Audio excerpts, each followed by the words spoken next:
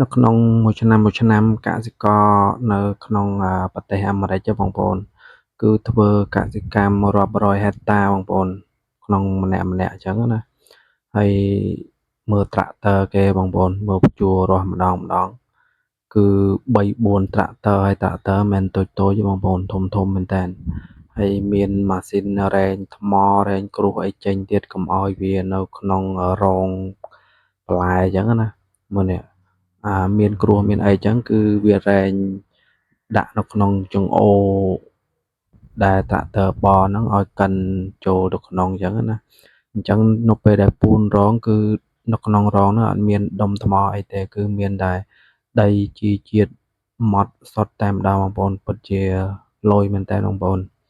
មើលត្រាក់ទ័រភ្ជួរបងប្អូន2-3គ្រឿង4គ្រឿងនោះឆ្ងាយមួយទៀតហើយគេភ្ជួរស្មើគ្នាស្អាតទេបងប្អូន